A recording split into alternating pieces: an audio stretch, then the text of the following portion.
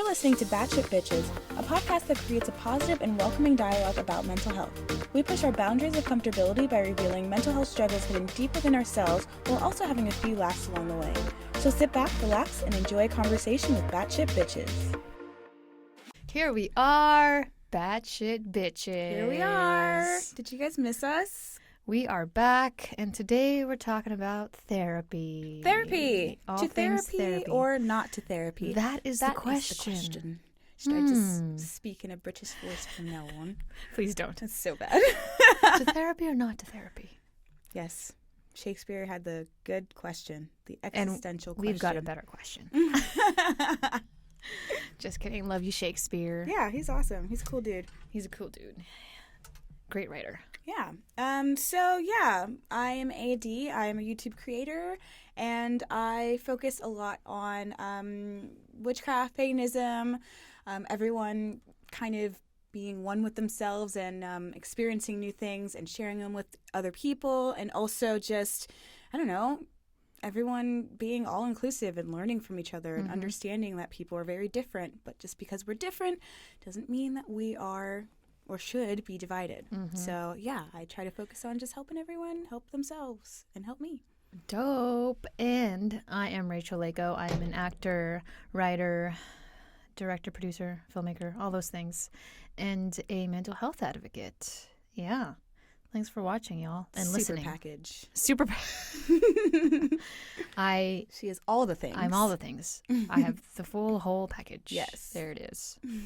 So, therapy, yes. Lots of things to unpack here and chat about. First things first, just want to, have a little disclaimer here. Disclaimer time. That we are not mental health professionals. And all we're doing is just sharing our own experiences and hope that, maybe you can learn a thing or two, or even just like if you, just take our tips and advice and all that. Salt. Take it with a grain of salt, because it's our what works for us may not work for you. Remember, and that's okay. We're batshit, you're batshit, stay batshit. But also go to, your therapist or someone that you feel understands what you should be doing while you're going through stuff. Yeah. We can only share what we know from ourselves. So, yes. Yeah. Let's get into it. So, I actually wanted to start off and first define and talk about the differences between a primary care physician or doctor and a therapist and a psychiatrist and a psychologist. There are many. There are different forms yes. of mental health professionals. Yes, or just medical professionals. And they all do different things. And I think we can, especially for me, like I didn't know that there were so many different types. And when I was first like looking for a therapist and psychiatrist and all that, I had no idea like all the differences of them. And I was like, where do I start? And so many questions, so many things. So primary care physician and / doctor is the first person that you contact when you have some type of like health concern. It doesn't even have to be mental health, just health in general, which does encompass mental health because mental health is health, right? So that's that. And your therapist is someone who they cannot just prescribe medication. Right. It's someone who, you go to deal with these issues, but then you are taken to a psychiatrist who's the one that prescribes that medication. Yes, psychiatrists can prescribe medication. They also, I didn't realize, but they may or may not provide therapy themselves as well. Right. Yeah. It's kind of a weird little thing. Yeah, I had an experience with that, and I was confused. Oh, wait, you can do both. Cool. But also, the therapist can be. It's kind of like a social worker that's also dealt with mental health, like in their schooling and things like that. Their training. They could be professionals in other senses as well, but also know about mental health, which could actually be really interesting because they'll see perspectives in different areas of a study.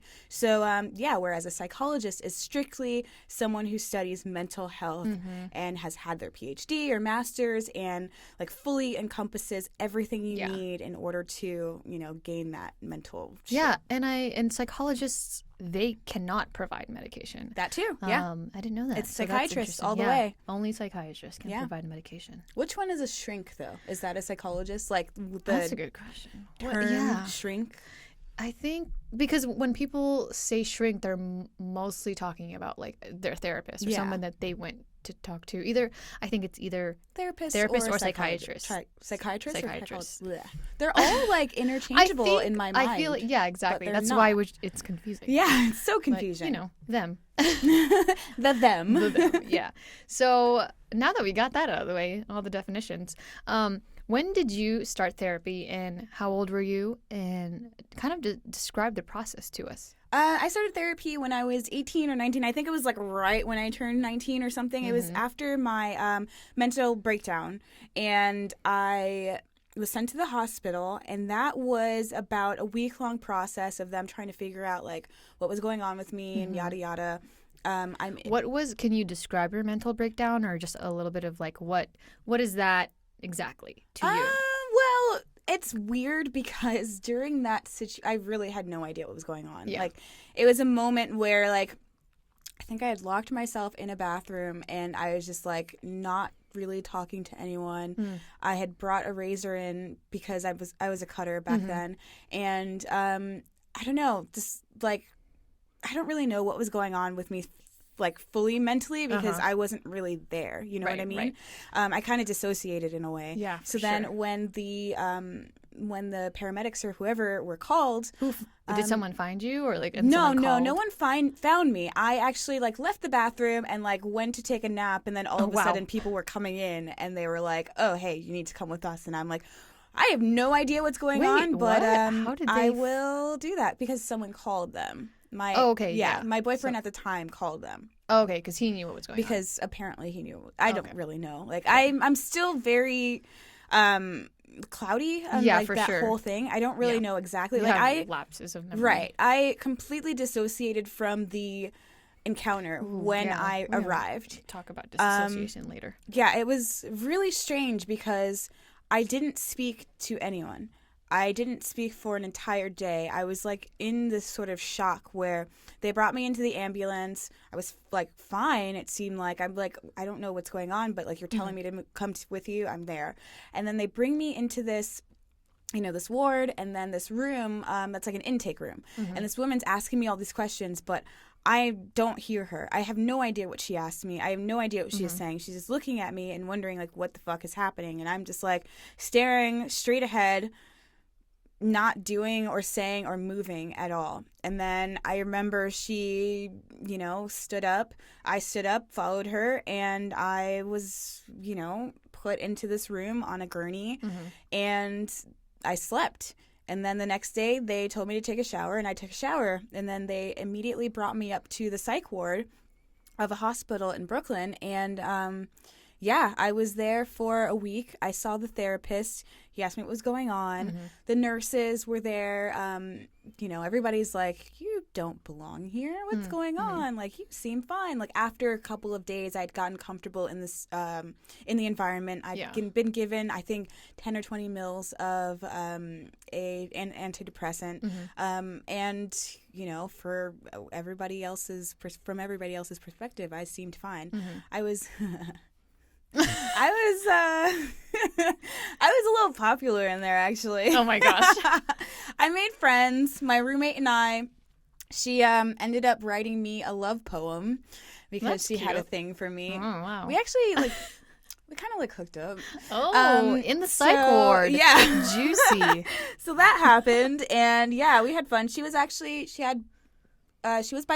I remember that. And she did have a couple of episodes there while we were there.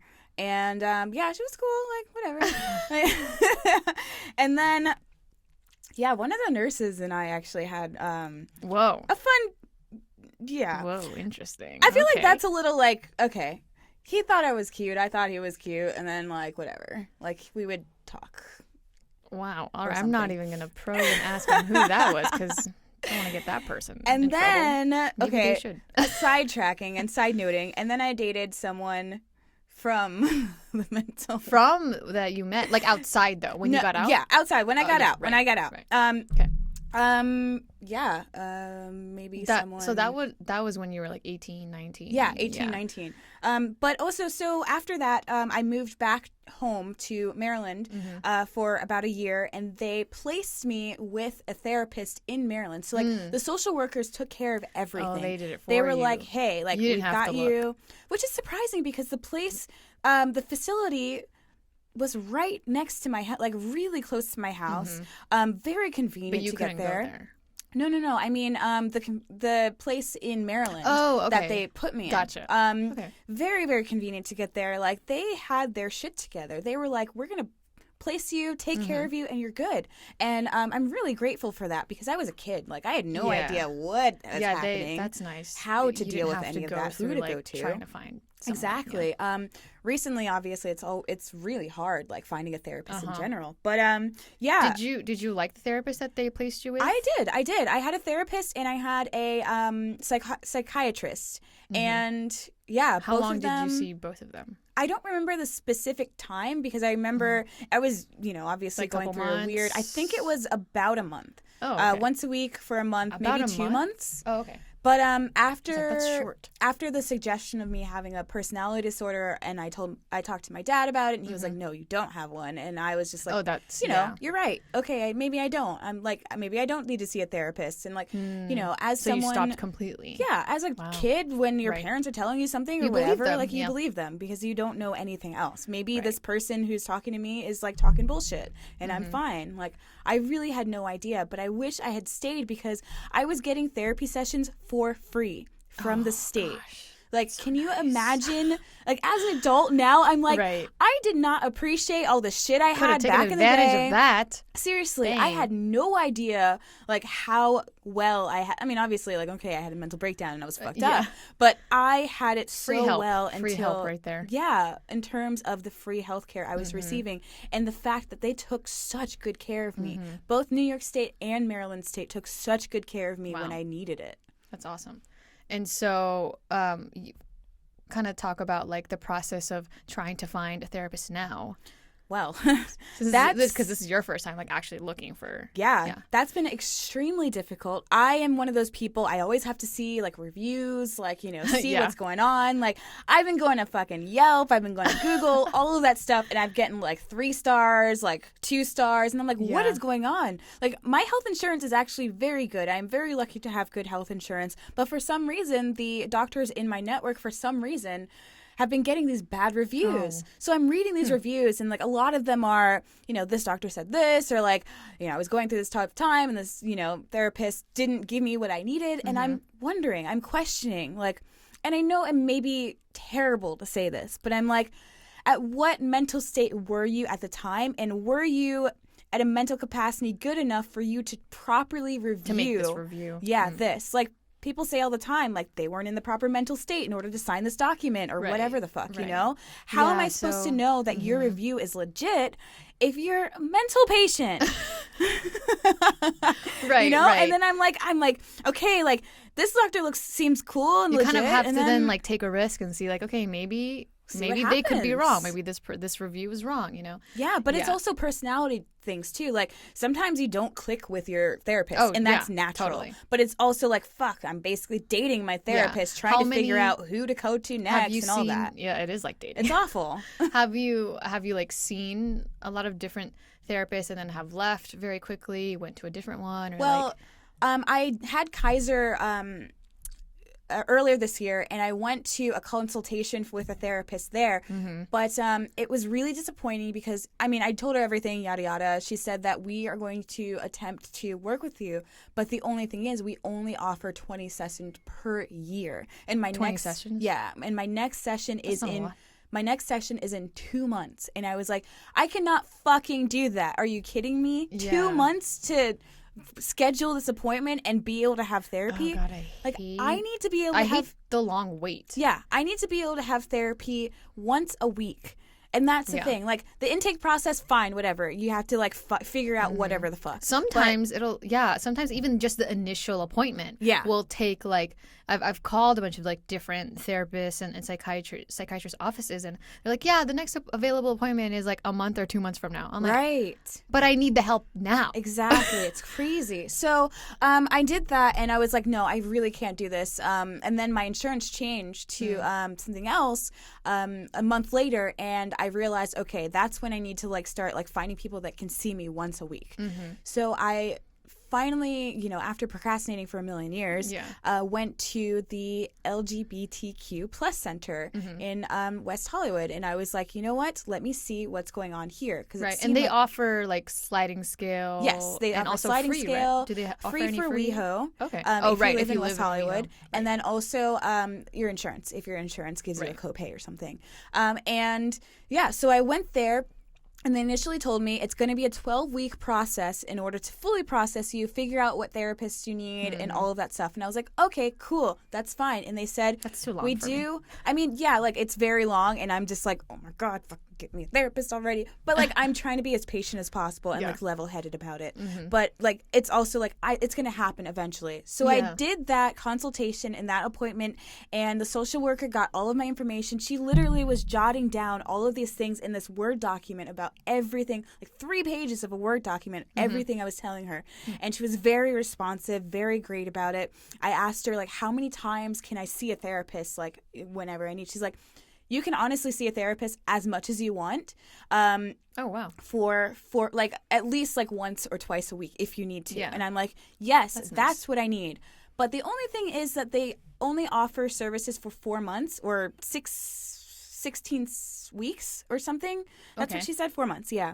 And I was like really bummed about that. But she did say that they would be able to like help place me with another therapist that would be like, you know, some like kind of like how I had before, where they really found helpful. Yeah. Wow. So I'm gonna have to check them out too. Yeah, they're definitely a great resource. They have so many different group therapy sessions, like classes and things, meetup groups, all of that stuff. I think they're a really, really great resource if anyone's looking for something like, you know, be a little patient, but if you like need that, then you're there. That's really awesome that they're other people. That's awesome that they're there for the queer community. Yes, definitely. It's so needed, and it's nice that like just to have that resource available so readily for you know, because a lot of, I think it's really difficult, especially for those struggling and dealing with their identity, and especially like growing up queer and not having someone to talk to. So that's really nice that you know, LGBTQ. Yeah, and I feel like thank you for that. I don't want to just say like it's just for queer people. It's just for I'm sure they're open to everyone. Sure, they're right? open to everyone if you're having issues or anything with mental health, which is great. Yeah. Wow, that's awesome. Well, yeah, thanks for sharing that process. Yeah. How about you? Tell me all your therapeutic things. Therapeutic things. When I started therapy, when did you start therapy? I started therapy in early 2017. I was 24, and I went to this was in the middle of a very, very, very deep depressive episode, and I was just like, my anxiety was just through the roof, and it was like the first time that I felt like scared for myself and my life. And when I finally realized that I was really not okay, and I had no one to talk to, and I knew. I was like, there's something going on, and I don't know what to do, and I need some help. So I went to my primary care doctor. And even when I was waiting in the waiting room, I was just like, I was so anxious. And I don't even really know why, but I think I was just anxious for like what he would say and what the outcome was going to be, because I knew like, yeah, okay, there's something going on with me. I don't know what it is. So it was a lot of fear of the unknown and fear that the doctor would also judge me. Right. And also this doctor like knew my parents, because my mom is a nurse. That's scary. My mom's a nurse. Obviously they can't say anything, but still. But yeah, there was just like so many things going through my mind. I just waiting there seemed like it seemed like forever, and I was just, my anxiety kept growing and growing and growing. And then finally I was in there. He assesses me, and he like listens to my heartbeat, and he's like, "Oh, you're anxious." I'm like, "Yeah." Yeah, I am. He's like, "It's okay, like take a deep breath, it's gonna be okay, it's gonna be fine." I'm like, "I don't think so, but sure."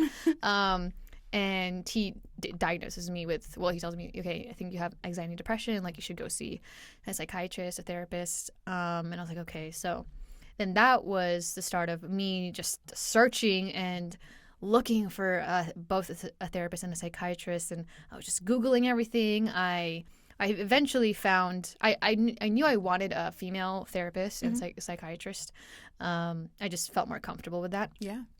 And, again, me as well, I looked at all the reviews. I found someone on Psychology Today. How are those? There are some like iffy. There are like, obviously there are bad reviews, but there are also ones that are like, okay, like this could be good. I found someone that was like nearby, also took my insurance at the time, and I was just like, yeah, I'll just go ahead and try this because I need to see someone. And they were, so this is the thing where she was a psychiatrist, but who also provided therapy. Okay. So she was the one who diagnosed me with bipolar disorder 2 after a few sessions, and then I started seeing her, I think, like every other week. How many sessions did you have before you diagnosed? Gosh, that's a good question. I can't remember. I would definitely say maybe like it was kind of maybe like 2 or 3. Wow. But yeah, it was kind of quick. But my symptoms were just like she like had no doubt, and I was like, oh, really? Okay. Interesting. And yeah, so I was seeing her every other week, and she prescribed me medication for it. And I think one of the reasons that, because at first I was actually, my primary care doctor gave me antidepressants first. Okay. Before I was diagnosed with bipolar disorder 2. So they're allowed to prescribe antidepressants? Oh, primary care doctors. Yeah, because they're doctors. Right? Yeah, but it's interesting, though, because it's like a different science. Yeah. Or a different... But yeah, he gave me SSRIs, and then when I took that, actually this was between... I took antidepressants before I met with my psychiatrist because there was like a longer wait period. Okay. I think it was like a month before I could see her. And when I was taking the antidepressants, it set me into a hypomanic episode because antidepressants are actually really bad for bipolar disorder. I didn't know that. They'll send you into an episode because I don't really know all the sciencey stuff, but it happened. Scary. And so then when I saw my psychiatrist, I told her all the things that were happening, plus like, oh, I took these antidepressants, but I think I went on this like hypomanic episode for like more than 4 days because I was just so up after that.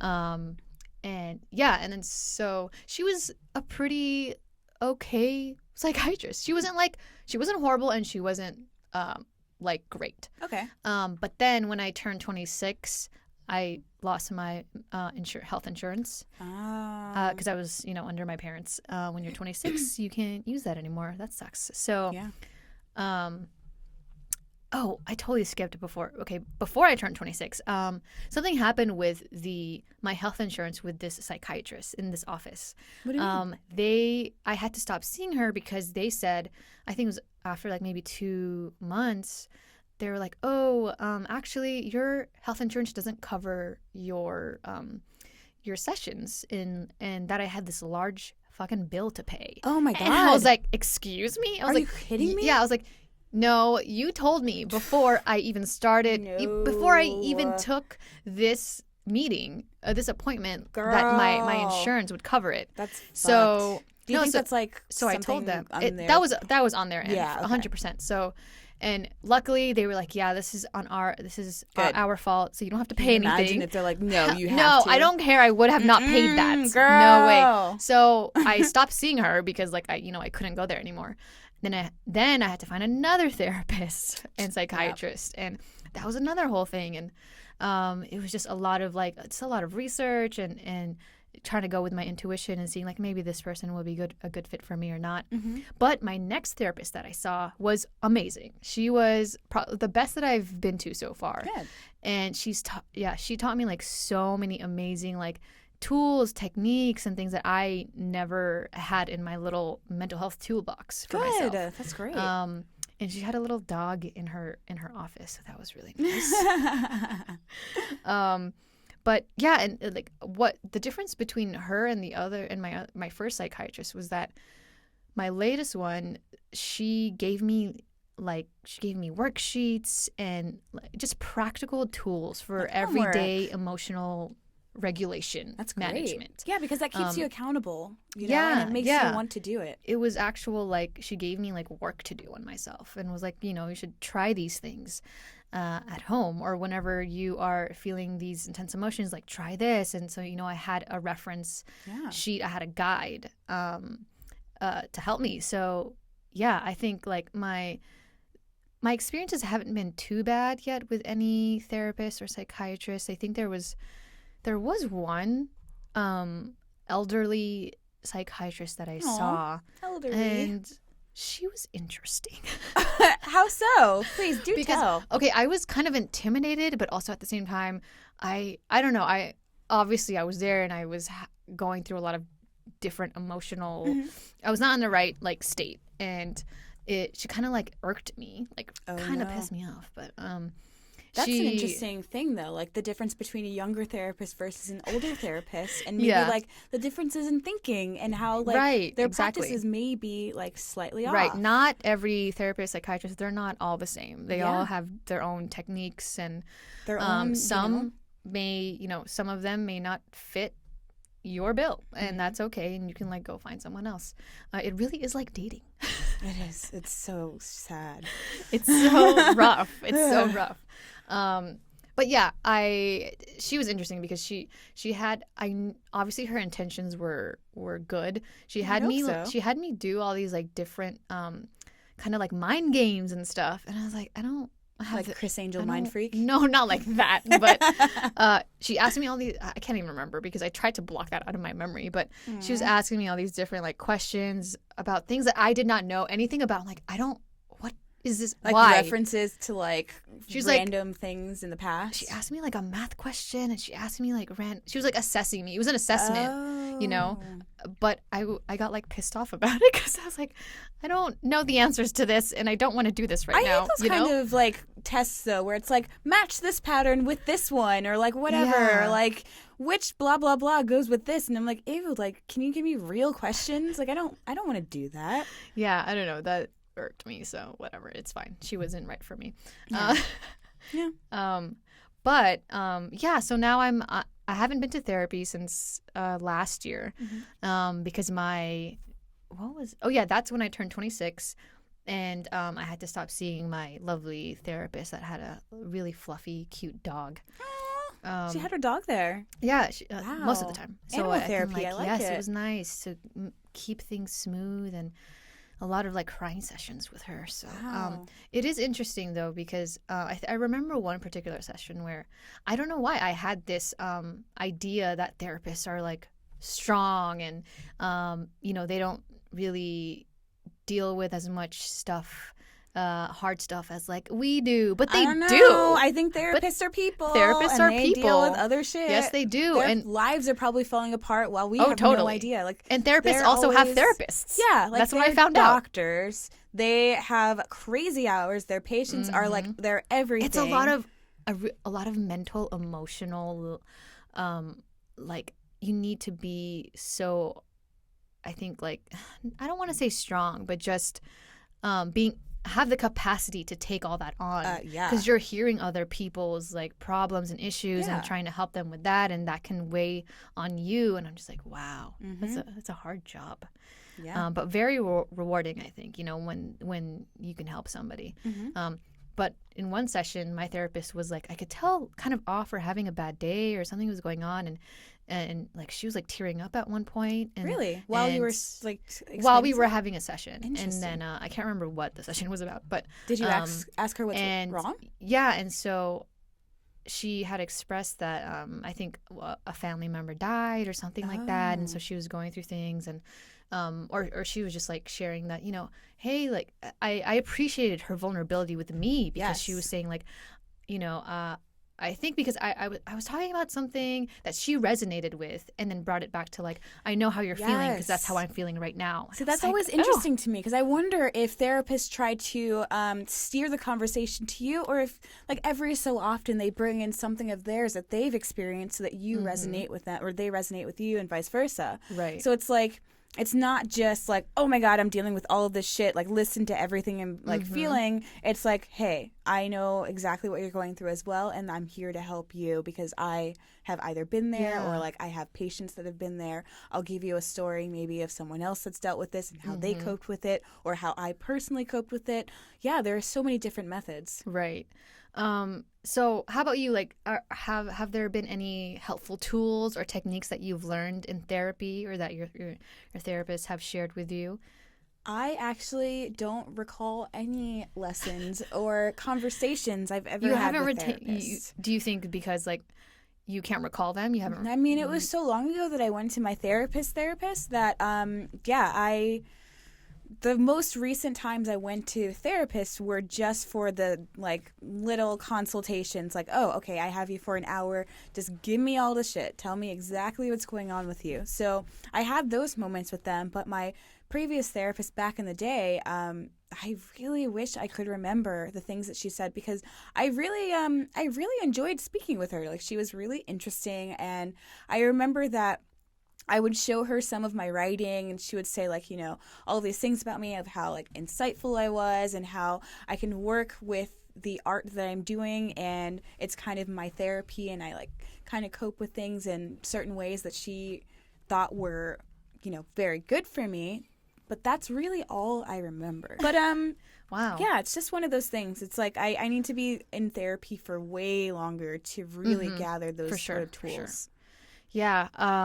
For me, I learned a lot of just super helpful things from my latest therapist. My other one was okay. She didn't really give me like.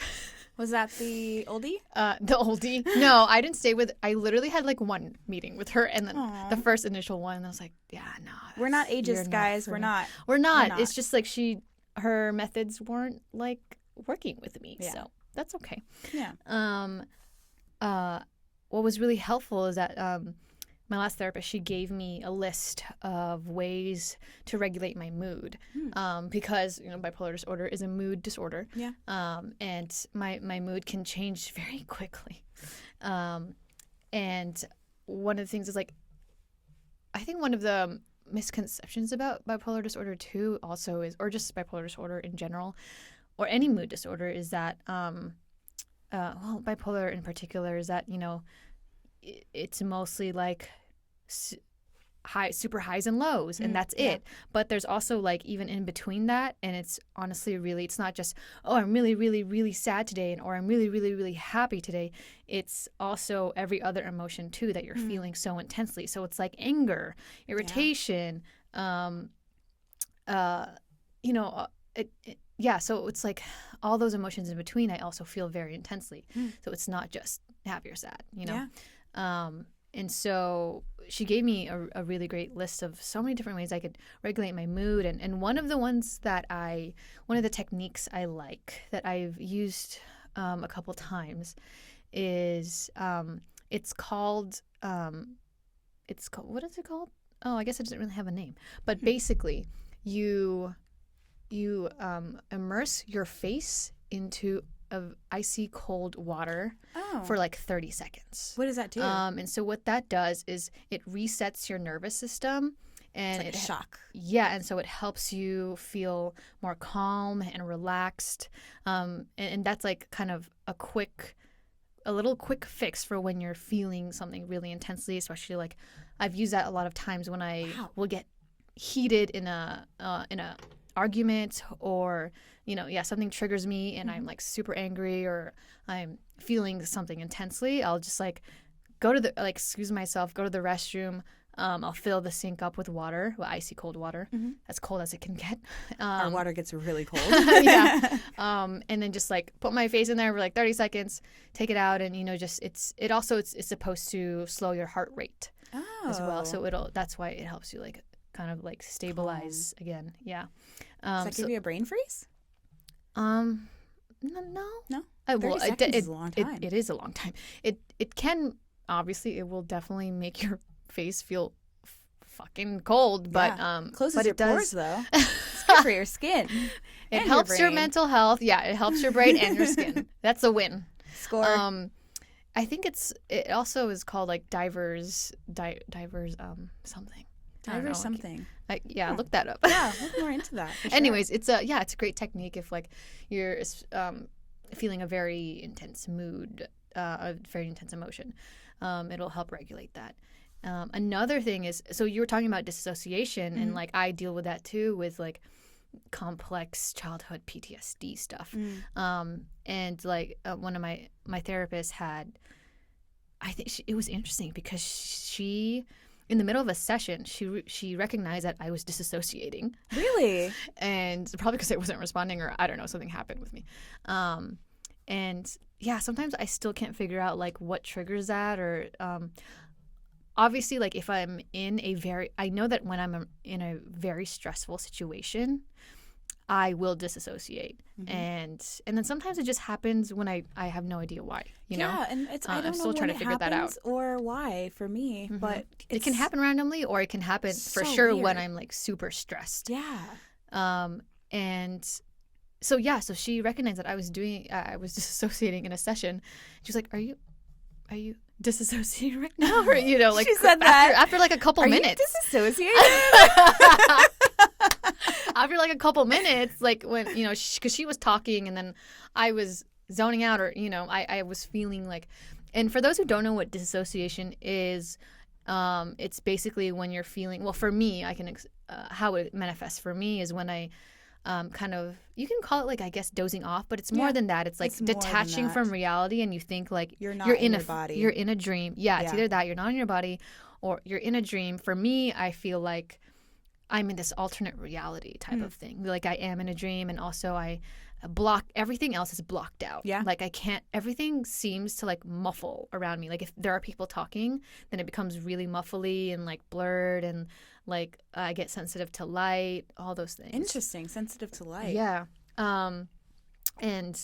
So in that moment when she recognized that, she was like, okay, let's do this exercise to help me like kind of come back to reality. And then she was basically telling me to like count the tiles on the floor, you know, things like that are in reality that you can point out to bring you back to the real life.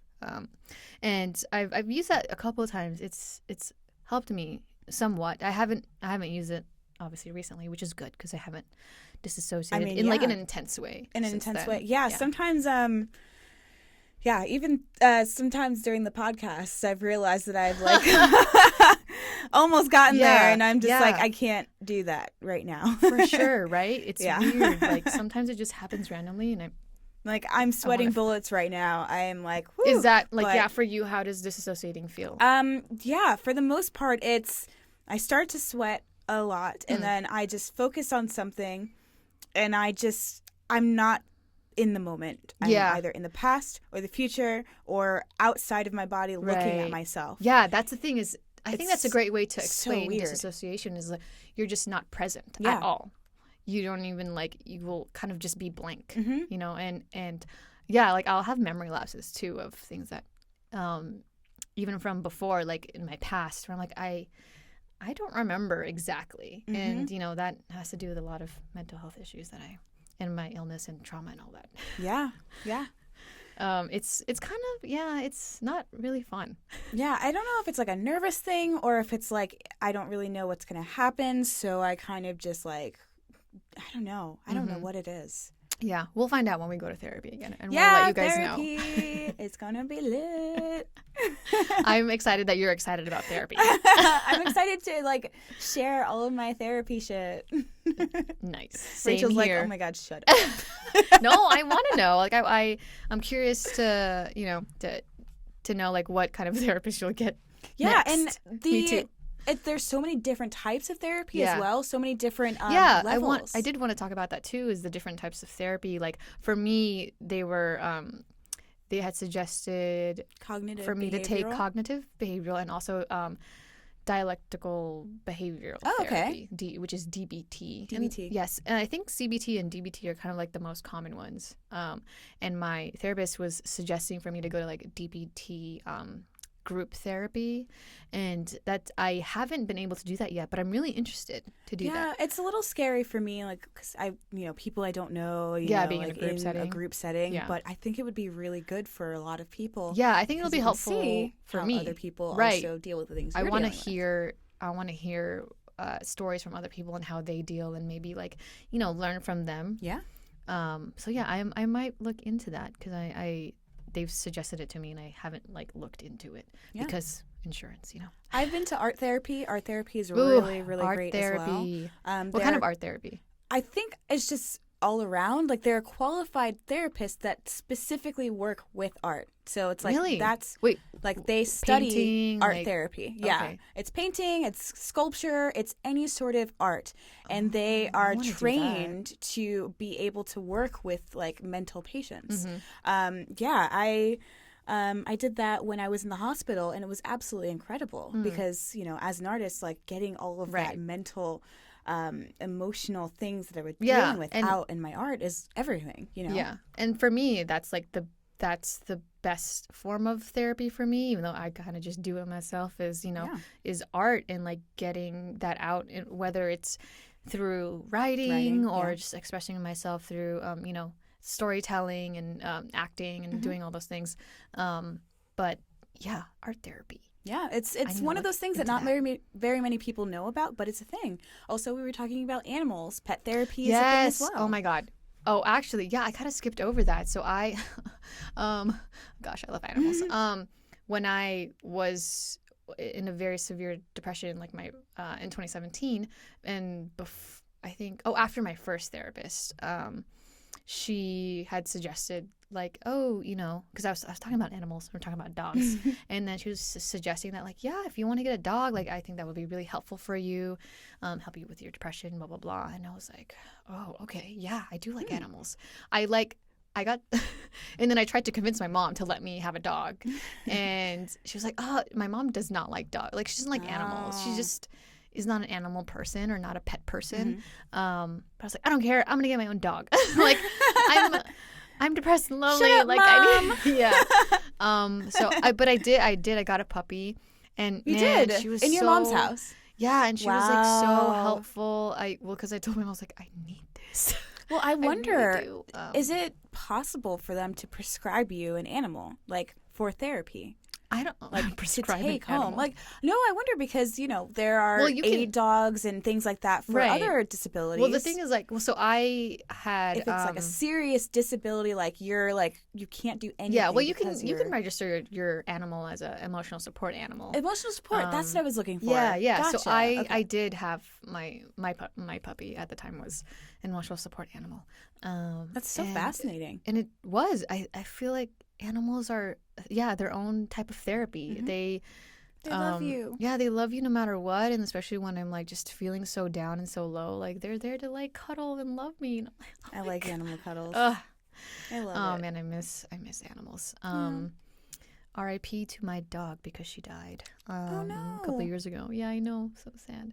I haven't. Yeah, that also sent me into that was a huge trigger. I was already depressed, and then like that happened, and then man, it got worse. Loss and grief are huge. Oh yeah, huge triggers. Yeah, especially, and it was funny because like my mom didn't understand why I was so upset that my dog died. I was like, emotional serious? Support. Hello. I was like, are you heartless or what? You heartless wench. It's an animal. A beautiful, cute animal who is now gone. But I know that she's doing well up in puppy heaven. Is there a puppy heaven?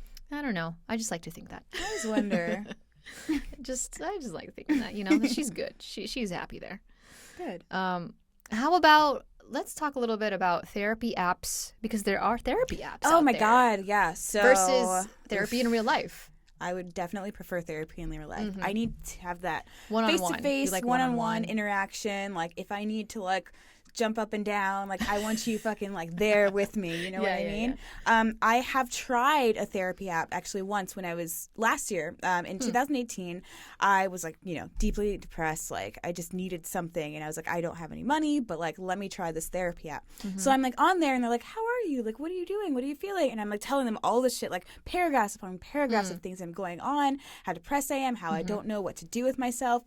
and it was all fucking automated because it was Really? like the automated intake, whatever, like, you know, this, that, like, how can we wow. help you? And I was just like, I just need someone. I just need someone. This was like texting the Yes, app a or texting whatever. app. And I was just like, I need someone, like, I need something. And Real they're just person. like, yeah, and they were just like, okay, like, how can we help you? Well, for $10.99 and Oh blah blah man, blah. And I'm just no. like, What app dude, is that? Stay I don't even stay remember. clear from It that was app. like Talk something, and I was just like, this is Talk so therapy? fucking stupid. All I want to do is fucking talk to Talk to someone a and real get person. fucking therapy. And what Yeah. the fuck is going on? I was so pissed. I was Yeah. like, this is not therapy. This is frustrating as fuck. They're trying to you sell know? you a service. Yeah, and I'm just like, okay, I get that therapy costs money. Right. But if you're going to have an app, like, we'll have a real person. be more number clear one. and have more like real people talking to you. Maybe do like a phone intake first instead of like a texting intake, and then you can do the like whatever. But like have a better service for fucking people. Well, dealing with mental issues. there are better mental health apps. I will say that. I would hope so. Or therapy apps. Lay it on me. I haven't used them myself, but I know people who have developed them or who are like kind of the founders and owners of them. And there's this one therapy app. This is actually my recommendation for later, but I'm just gonna say it now. Do it. It's called Udify, and I think they're still like kind of up and coming, but they have real people, like real therapists, real psychiatrists, real social workers who are on those apps, and like they can link you to whoever is like best for you. I don't know exactly like how the process works. Like, you know, I know that they will take a sliding scale as well, and it's all like, you know, it can be remote. It's all remote, and you can also, I think, either FaceTime or through the app you can like video chat with a therapist, which I think is really interesting, and I think that's helpful because there are other It's convenient. and there are other therapists that I know that are, I think they call themselves like traveling therapists or something like They that. come to your house. So no. So like they travel and they go to different places, but they can still do their Video job. chat you. They can still do their Okay. job while they're traveling and doing whatever they do. Gotcha. Which I think, and also vice versa. Like if you're traveling, but you can't physically go to your therapist, but you need to talk to somebody, you can, you know, video chat them. So I think, you know, there's definitely technology has, I think, very much, it's helpful for sure to have that option when you can't like just meet them in real life. Sure. But yeah, I also like prefer in person. I But don't know what it is it's about good that. to Like, know. you can feel each other. Yeah, you but it is know. good to know, like, if I'm traveling or if I can't meet in person, I can just video chat and still have someone to talk to, like a professional. I would prefer to video you know? chat my personal therapist because they already know what's up. Like, if I could video chat my personal therapist if I were traveling, like, that's like in way real more life. preferable, Well, for sure. yeah. I wonder if we should see if I they're mean, open yeah, to I'm that. sure, like, you could be I'm like, sure they can do yo, that. like, I'm traveling for 2 weeks, like, and I need to talk to you. I'm Like, that's sure, your thing. Yeah, I've never had to do that, but I'm sure, like, if I asked, It wouldn't be a they would be problem, open probably. to it. Yeah. You know? Yeah. Should we play our little game? What's our game, Rachel? Or it's not really a game, but it's a little Q&A online thing. Oh, yeah. Quiz. It's a Dr. quiz. Phil's quiz. It's a test, it's right? It's a personality quiz. It's a test. I think it's how people perceive you. Oh, yeah, something like that. So, disclaimer, we're doing this for fun, okay? This is just for funsies. Just for funsies. We're not here, like, trying to, like, self-diagnose us or anything like that. We're not, no. Just for fun. And to see, like, what our results will be. Yeah. We'll see what happens. And sorry, I keep banging my laptop you on this are. table because I'm trying to get it in a good angle. All right. All right. So this is a thing. It's online. I can't believe we're doing this. Dr. Phil. Yeah. He's questionable. This was my idea, and Rachel was like, "Ugh, I don't know. So we'll see. I'm open to it. I'm down. So let's I don't know let's try either. this. All right. So the first question Oh, wait. we have to fill out how old we are and our gender. Okay. Okay, let's so do that. This has a disclaimer as well. Oh yeah, it has its own disclaimer. Instructions. Answer the questions below honestly about yourself, and we'll score the quiz and let you know how others see you. This quiz supposedly came from Dr. Phil. Supposedly. But we were unable to authenticate There's it. no legitimacy to So this take at it all. with a grain of salt. This is off of Psychology Central, psychcentral.com. Psychcentral.com. So, yeah, let's do this. Funny. Okay. Fill out how old you are, your So, gender.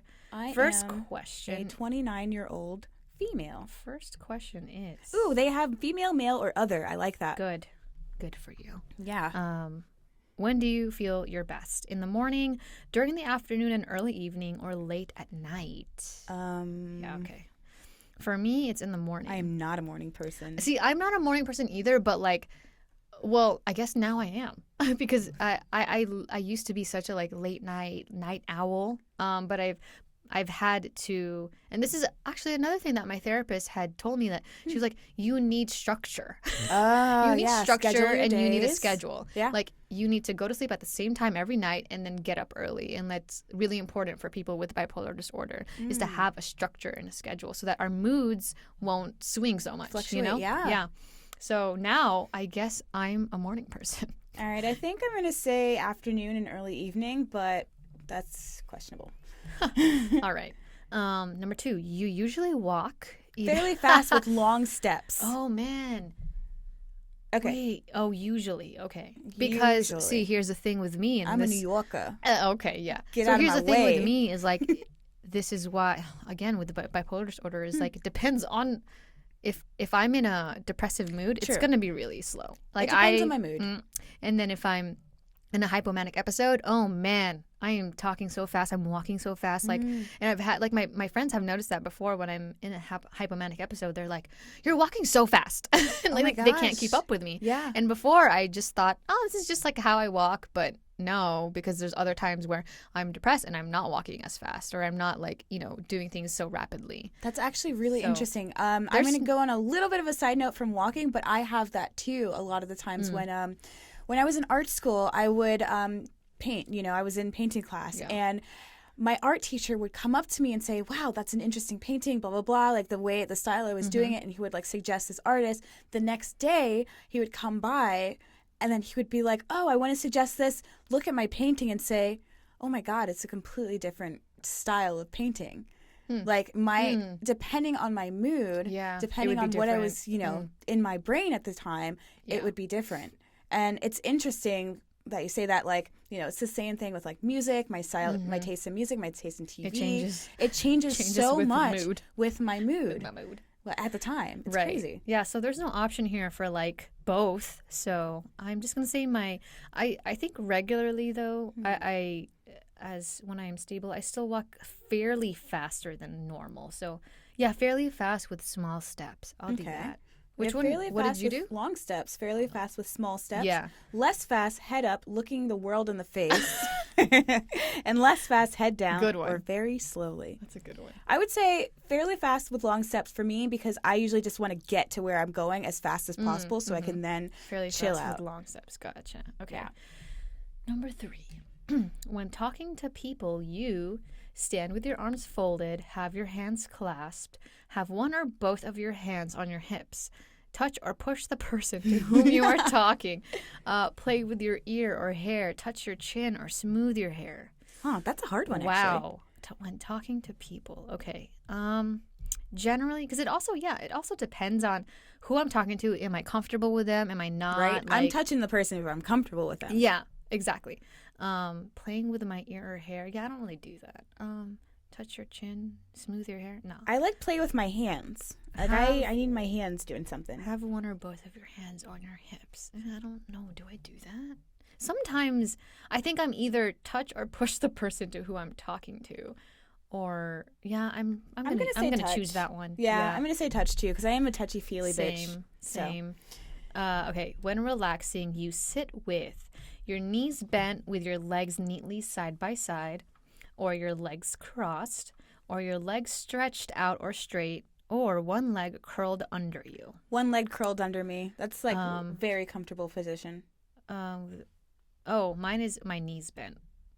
For me, like when I'm the most like relaxed and just chilling, I don't know why. I just like to like hug my knees, like in a little like on a little Rachel ball, like a little turtle. Okay, when something really amuses you, you react with a big appreciative laugh, a laugh but not a loud one, a quiet chuckle, a sheepish smile. I am a loud bitch. When something really amuses you, I'd be like, ha ha ha ha ha. This is a hard one too because it's like depends on the kind of Well, it says really amuses you, not just amuses you. Not just, when something makes you laugh. It's this fucking thing is hilarious. You want to fucking belt out. A big appreciative laugh. Yeah. We are very similar, Rachel. You are. We're going to get the same result. We are. We'll see. All right. You want to read the next one? Yes, and they're only 10 questions, so bear with us, guys. Number 6. When you go to a party or social gathering, you make a loud entrance so that everyone notices you. Make a quiet entrance looking around for someone you know. Make the quietest entrance staying unnoticed. I'm going to have to say, see, this also depends on my mood. But generally, I look around. Mine is make a quiet entrance looking around for someone I know. Unless, but that's the thing is unless I came with someone I know, I'm not going to really look for someone else I know. Also scope out the place for anyone I might want to talk to. Yeah, so I do that as well. There's a lot of that. Like, this person looks interesting. I want to interact and have a conversation with them or something. Okay, next one. You're working very hard, concentrating hard, and you're interrupted. You welcome the break. Feel extremely irritated. Vary between these two extremes. Oh my God, I am the extremely irritated one. I'm working very hard and I'm very concentrated and I'm interrupted. If I'm focused, I'm gonna feel extremely irritated. Don't talk to me. Actually, this happens a lot because we do live in a co-living space. This happens to me a lot. Yeah, and I try so hard not to get that irritated. I mean, I literally was just about to say that. Like, I don't want to be that bitch that's just like shut the fuck up. But like, I'm in a don't if I'm bother writing, me. If I'm writing, I'm busy. If I'm writing or I'm editing, I'm in a flow. You're in the zone. I do not want anyone to talk to me. Why are you showing me this fucking cute dog on your phone? Leave me alone for a second. You know? I can appreciate that, and I would love to look at it, but when I'm done, exactly. I got my earphones on for a reason. Yep. Do not, oh gosh, I feel you on that. Okay. Which of the following colors do you like the most? Oh, well, okay. Red or orange? Why are they together? Why are these together? And then there's Maybe black it's the same color spectrum itself. Or something. It is not. And then there's black by itself. And then there's yellow and light blue together. They're opposites, no? And then there's green. And then there's dark blue and purple. Oh, that's... And then there's indigo. white. Indigo's and then there's brown color. And gray. Mine is dark blue and purple. That's mine. Mine is dark blue and purple. Are you serious? Stop copying me. Oh my God, Rachel. It's like we should be friends or something.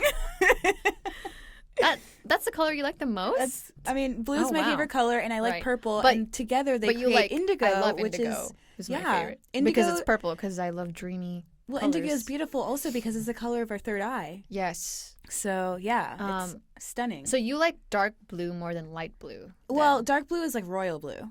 Okay. Royal blue is beautiful. Yeah. It's like royalty. Okay, so you like that kind of blue. Yeah. Okay. Because, see, if red and orange weren't together, I might have chosen that one because I also love red. Ew. What? I love red. That's one of my power colors. Oh, okay. That's a powerful color. I look great in red. Oh, I'm wearing it right now. She's looking at herself in the camera. No, I'm not. Oh, I look great in red. Okay, 9. When you are in bed at night in those last few moments before going to sleep, you are stretched out on your back, stretched out face down on your stomach, on your side slightly curled, with your head on one arm, with your head under the covers. It's right before the few moments before you go to sleep. I am stretched out, face down on my stomach. I'm done. We don't have to take this test together because we should just have it. We just take this. I think we have one question that we have a different answer to. Yeah, I'm interested in seeing if it's very different. Oh my God. Wow. But I can't sleep on my back. Same. It freaks me out. Well, I can't sleep on my back because when I was younger, I had severe scoliosis. So really? I actually, I had surgery. I had surgery brace for that. And everything. Oh yeah, and then I had surgery.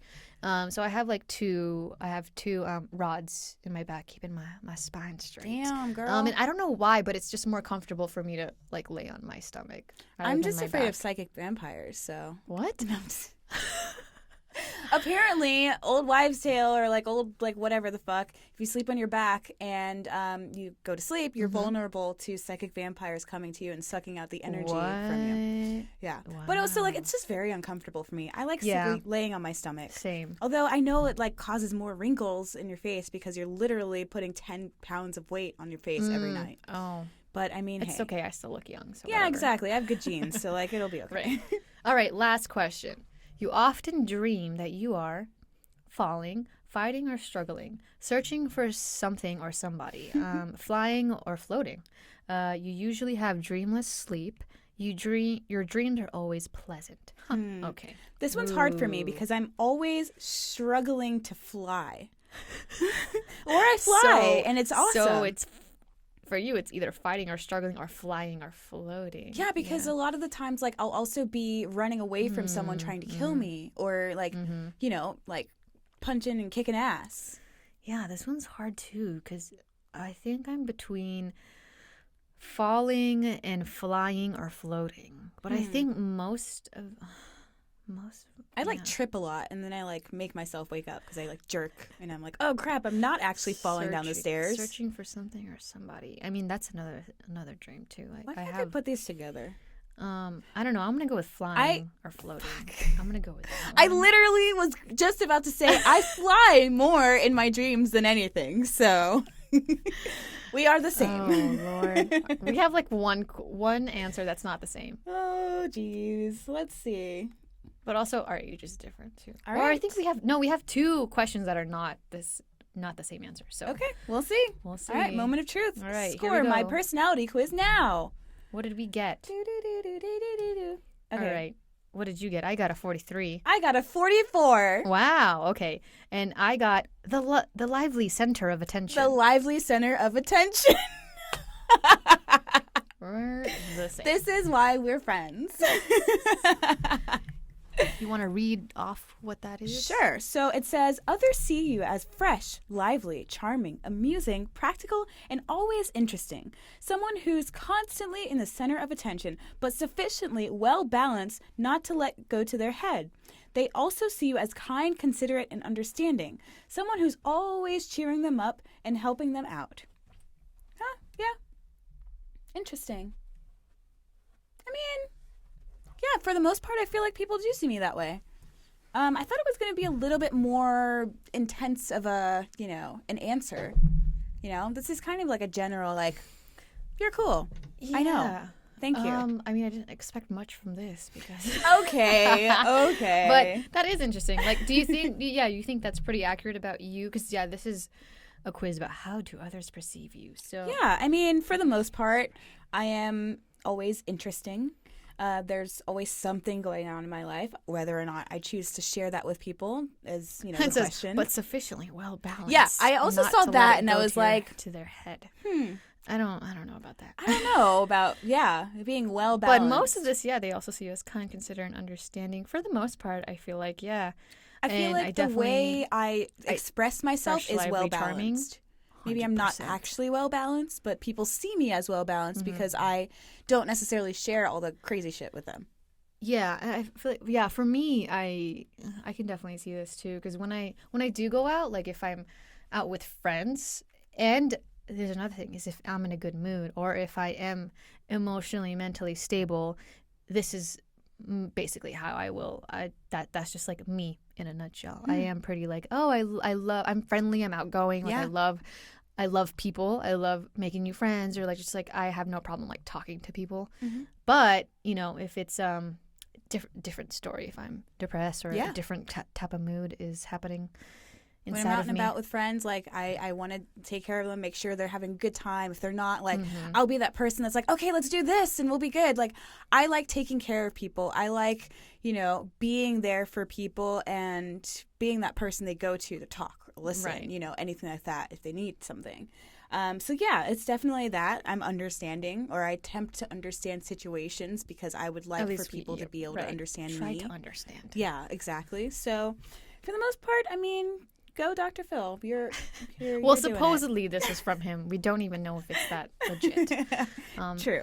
Anyway, that was for funsies. If you guys want to take this quiz, it's psychcentral.com. How do others perceive you quiz? Yeah. So we recommend going to an actual therapist. Yeah, obviously. Don't take anything from these quizzes. Well, it's interesting though, because I did do I think it was called a personality index at work, where they gave us a series of like a small amount of questions, and there was like a 2-page like analysis on your entire personality and how you work, how people perceive you in work, and how your bosses and managers should be able to work with you in order for you to work efficiently. And it was really fascinating because I was like, this is going to be like whatever, but it was so extensive to the point where it said exactly who I was, like at it was work, provided and by our office. Yeah, okay. Our company wanted to understand us a little bit more and how like to work with us. You know, it's a part of our I wonder people, where they got that from. Well, it's a part of our people initiative. We have someone that is that people person working towards like I wonder you if they worked in with your like, career. If they worked with a therapist or like some type of doctor, I think it's that specific like that. It's the specific software that had to have worked with doctors. Oh, okay. It's like it's a real thing. Like it's a thing that companies will do, and it's like, yeah. So I did this thing, and it was like everything that I work towards and everything like, you know, that I want in my job and like in the future. And what is that called? I think it's personality index. Yeah. Oh, okay. So, yeah, so it was really interesting. And then it had that whole thing where, like, oh, this is how you work with this person in order for them to work as efficiently as possible. And it was the most fascinating thing. Because I'd never thought anything random like that would be able to assess me in such a way. So these things can be legit depending on which... Oh, well, depending on the resource, depending on where you're getting it. For sure. Like, yeah. This is just for fun. We found it on Google. Like, this may or may not be from Dr. Phil himself. Don't know. So, don't know. But yeah, it is interesting. Fun little tidbit there. But yeah, I mean, I did for the most part agree with what they said about the us. little short mini paragraph we got. Which literally was just a couple sentences. you are cool. You couldn't give us more than that. Like, thank you. Come on, man. I know. Closing out, I did want to talk about just some of the facts and the myths and the facts of therapy, or about therapy and therapists, and kind of like debunking a couple of the myths that and misconceptions that we think about therapists and therapy in general, and you know, tell me how you feel about some of these things. Like, this one's really interesting because I mean, I think a lot of people starting out, even before they try to like see a therapist, or if someone brings it up, this is the myth that therapy means you're crazy. Therapy means you're crazy. Yeah. That is a very big misconception. It's hard. Like, we're not crazy. Well, because a lot of people who go to therapy as well, or who seek out therapy, will probably not be diagnosed with a mental illness. There are people who are just people who want to like talk to somebody. Yeah, a lot of the times people just, especially like in a city like LA or New York when it's like super busy, like everything's going on around you, and sometimes you just need that thing that gets you somewhere else. Like that person talking to you about the things that are going on. It's people, not necessarily something like terrible. Yeah, there are people who just go want to seek a professional, third-party, objective person to talk to who may or may not, like, who probably, you know, they weren't hospitalized, they weren't diagnosed with anything, but they just need someone to talk to. So, like, therapy doesn't mean that, you know, that you're crazy, quote unquote, or that there's something going on with you. But it is a great place and a great, like, safe space for you to just kind of talk through your life, talk through your issues with somebody. Yeah. And yeah, it's helpful for everyone, not just people who have been diagnosed with something. Another myth that I think is really interesting is therapists will blame you and shame you. Oh, wow. What? That's a misconception. Like, why would someone say that? There definitely are. I think, you know, it just depends on the therapist, and there may be some that, I mean, yeah, I don't know, everyone is entitled to their opinions or whatever, and especially like if they're taught in different ways, what therapy could work. But there will definitely be some bad therapists out there, sometimes but they're not all like that. Yeah, no, not all therapists are bad, and not all therapists are going to tell you something that may not help you. Like, just you know, go and test them out, see which ones work with you and work for you, whatever. But don't assume that it's going to be bad. Right. Here's another one. Therapy is passive. What do you think about that? What do you mean by that, though? That therapists are passive, listeners. That they, I think this is because of a lot of what we see in the media, in TV and film, like, where and how do you feel about therapists that? don't really say anything, and they just like nod like, and how do you feel about that? And they just ask questions and not really, they're listening, but they don't really offer any like advice or help, and that's not true. No, that's definitely not true. I mean, depending on what's going on in the situation, whatever, depending on your disorder, sometimes they really do need to sit there and listen and not interact at that part time. Of being a good therapist is being a good active listener. Yes. And I think therapists are taught how to do that. But they are also trained to like, give you some good advice, and hopefully they do. But they're not. Maybe there are some therapists who are passive, but not all of them are. No way. Yeah. Just because one person did something bad at one point doesn't mean everyone's going to do it. Right. 100%. Did you have any misconceptions about therapy when, before you even started seeing someone? I really knew nothing about therapy. I just remember my family saying, you don't need therapy. Like nobody...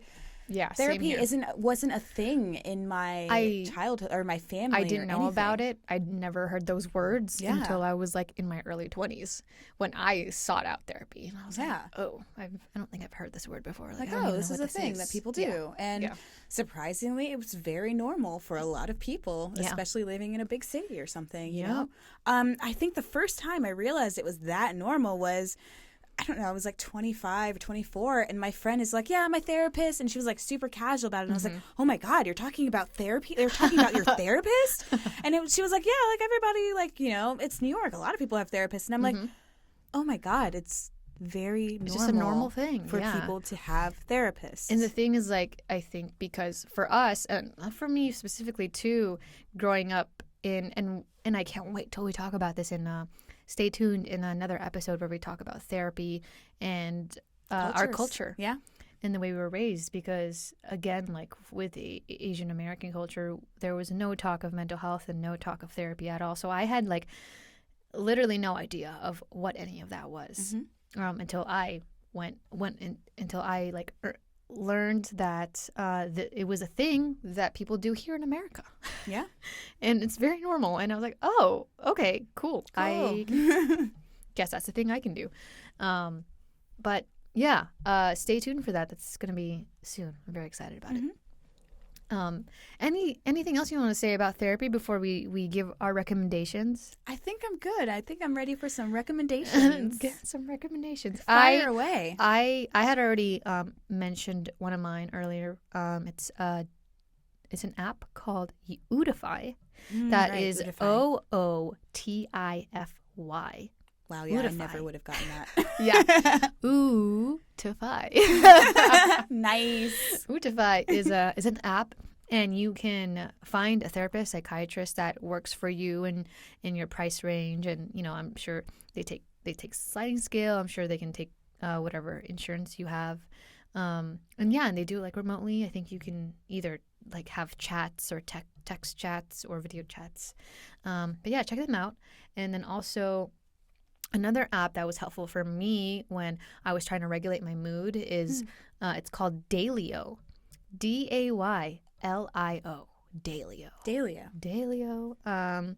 It's a daily mood journal. So basically, in the app, I'll just kind of write down my moods that I'm feeling throughout the day. Like if there's a mood that I'm feeling very intensely, and it also will track. I think that one also tracks like medication that you take, and if you that's great. You can write down like, okay, yeah, I took it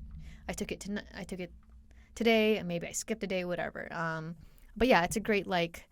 And you can also, for Daylio, you can put in like activities that you did that day, and also like maybe how it made you feel, things like that. Nice. Do you normally like write it down, or is there like emoji? Oh, I think there's emojis. Yeah. Like a happy face and a sad face. I like pictures. Yeah, no, there's pictures. There's like happy face, I feel good today, sad face, no, I don't, or like in between. 8 to 10, or sorry, 1 to 10 scale. Yeah, a little like in between, those emoji faces. Yeah, so check out Daylio if you're looking for a mood journal. Cool. I might check that out, actually. How about you? What are your recommendations? I have 2 movie recommendations, actually. It's kind of a funny story.